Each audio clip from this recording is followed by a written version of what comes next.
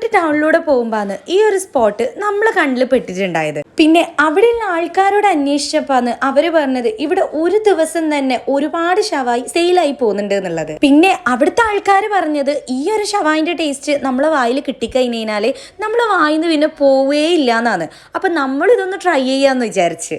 സത്യം പറയാലോ, നമ്മൾ ലൈഫിൽ നമ്മൾ ഇത്രയും ടേസ്റ്റോട് കൂടിയിട്ട് ഒരു ഷവായി നമ്മൾ കഴിച്ചിട്ടില്ല എന്ന് തന്നെ പറയാം. ആ ഷവായിന്റെ സോഫ്റ്റ്നെസ്സും അതേപോലെ തന്നെ അതിന്റെ ഉള്ളിലത്തെ മസാലയും എല്ലാം നല്ല പെർഫെക്റ്റ് മാച്ചിങ് തന്നെയായിരുന്നു. പിന്നെ ഈ ഒരു ഐറ്റം കണ്ട, ഇത് നല്ല മാങ്ങ ഉപ്പിലിട്ടത് അതിൽ നല്ല ചില്ലി ഫ്ലേക്സ് എല്ലാം ഇട്ടിട്ടുള്ളതാണ്.